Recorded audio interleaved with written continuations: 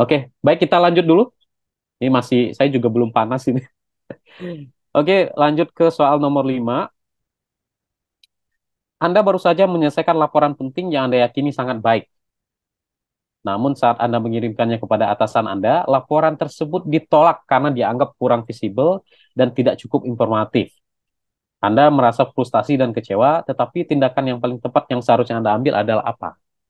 Apakah A, menyampaikan argumen kepada atasan Anda demi mempertahankan laporan tersebut, kan capek ya bikinnya ya, udah bikin bagus-bagus, kemudian ya gitulah. Atau B, menarik diri dari tim proyek karena merasa tidak dihargai, ya istilahnya kita kecewa gitu ya, frustasi, kecewa, agak kena mental lah gitu ya. Atau C, mengabaikan komentar atasan Anda. Atau D, menahan emosi dan bertanya kepada atasan Anda bagaimana Anda bisa meningkatkan laporan tersebut. Atau E, menyampaikan kritikan tertulis kepada bagian evaluator. Nah ini oke, ya semuanya menjawab D ya. Ini agak mudah memang. Oke, kita lihat saja jawabannya langsung.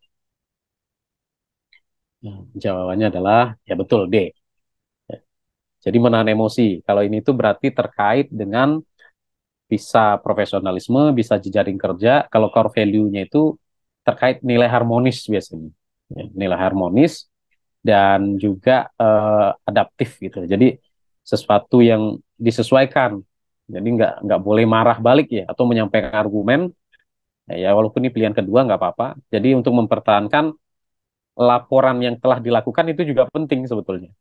Tapi dalam hal ini ya tahan saja emosi karena ketika ini perlu saya sampaikan ya karena banyak saya lihat tuh di apa di IG-nya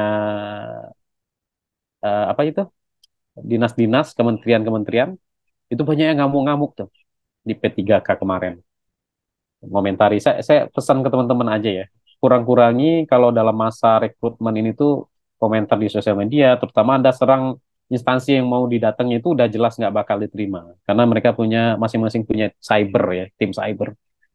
Jadi nggak usah itu apa kalau pengen masih ingin berjuang, ikuti alurnya, ikuti apa saja asal tidak mengomentari dengan pedas. Karena menjadi ASN itu teman-teman salah satu poin utamanya adalah kepatuhan. Ya. Apakah kemudian ada yang nggak sesuai dengan itu? Ya ada. Makanya nggak usah jadi ASN. Yang lain aja. Banyak ya jadi pengusaha, jadi lain gitu. Itu penting sekali untuk dipahami. Karena ada koridor ya. Kalau dalam TNI itu ada apa istilahnya tuh rantai komando yang harus dipertahankan. Karena nanti kalau seandainya kalian salah, bawahannya salah, yang atas juga harus membela itu. Secara idealnya begitu. Dan dan tetap harus diperiksa. Jadi kita harus saling menjaga. Oke, kita lanjut soal nomor 6. Anda memiliki tujuan untuk mendapatkan sertifikasi dalam bidang yang Anda minati. Tujuan ini memerlukan usaha dan komitmen yang besar. Bagaimana Anda akan bersikap dalam menempuh proses menuju tujuan ini? Ya. Ya. Apakah A menyusun daftar tujuan jangka waktu tertentu, atau B mengintensifkan semangat terlebih dahulu agar lebih efektif, atau C mencoba belajar dengan cara dan materi apapun sehingga memiliki banyak pengetahuan, atau D fokus pada pekerjaan yang ada saat ini sehingga membuat waktu lebih efektif, atau E menggunakan media sosial sebagai pendukung persiapan Anda. Kak Alif, padahal apa nih mental health, oh bisa bekerja itu dengan mental health bisa, jangan terlalu baper kerja kalau ASN itu.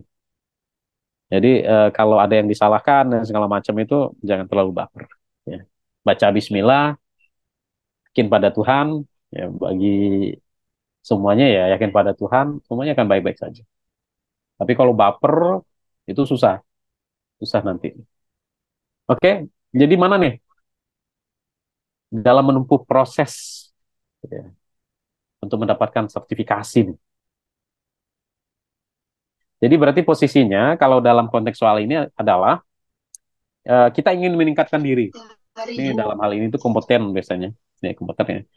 Yaitu sertifikasi nih dalam bidangnya Anda Saya minat. lagi nggak fokus. Kalau kamu Itu nggak bisa ya minimal api kan beda. Tujuan ini memerlukan upaya dan usaha komitmen yang besar ya. Nah, bagaimana Anda dalam menempuh tujuan ini? Jadi intinya sertifikasi harus dapat nih. Ini kisi-kisi dari saya ya. Kisi-kisinya itu adalah sertifikasi ini harus dapat. Kira-kira bagaimana dan apa langkah yang paling efektif? Ya. Oke, apakah menyusun daftar tujuan jangka waktu tertentu? Ya. Jadi misalkan sertifikasi itu baru boleh Anda ikuti apa ya, 5 tahun atau 2 tahun lagi lah. 2 tahun lagi, kemudian eh, dalam menuju itu. Nah, kira-kira begitu, dalam menuju itu gimana? Apakah Anda menyusun daftar tujuan jangka waktu tertentu? Apakah Anda kondisikan semangat dulu? Jadi baru mengumpulkan semangat gitu ya, agar semuanya lebih efektif nanti. Atau Anda itu belajar cara dan materi apapun, sehingga kemudian punya banyak pengetahuan. Ya. Atau fokus pada pekerjaan yang ada saja saat ini, sehingga membuat waktu lebih efektif. Jadi pekerjaan-pekerjaan yang ada itu apa istilahnya itu, difokuskan di situ dulu. Ya. Mungkin maksudnya sehingga membuat waktu lebih efektif ini tuh ya waktunya nanti banyak ya untuk mendapatkan sertifikasi ini. Ya. Atau jadi di TikTok dipantengin, Instagram dilihat gitu ya, disesuaikan dengan arah tadi sertifikat itu, ya sehingga kemudian persiapannya matang. Nah kita lihat ya, jawabannya adalah A, yaitunya apa? Menyusun daftar tujuan jangka waktu tertentu. Jadi tujuan itu terkait dengan ya mungkin langkah-langkah menuju ke sana.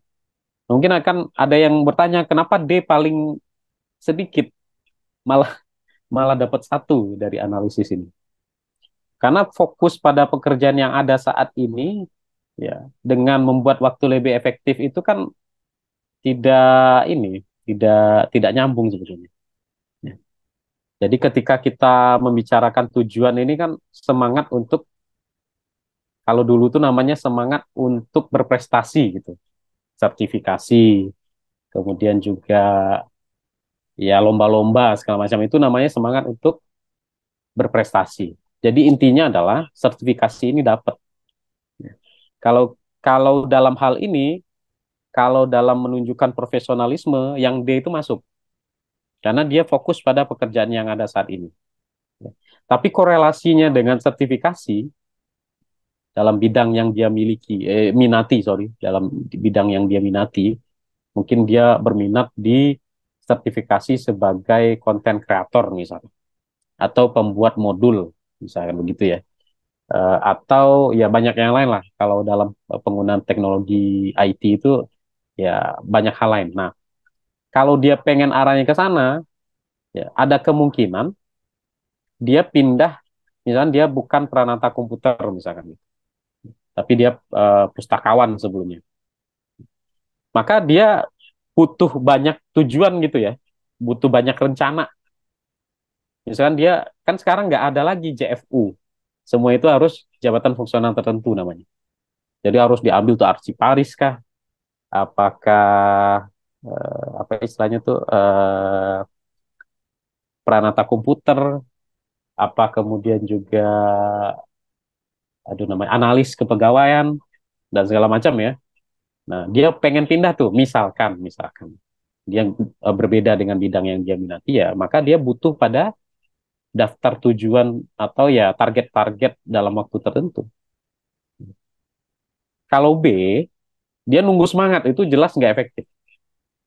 Ya, justru nggak efektif. Semangat dulu baru kemudian merencanakan dan segala macam.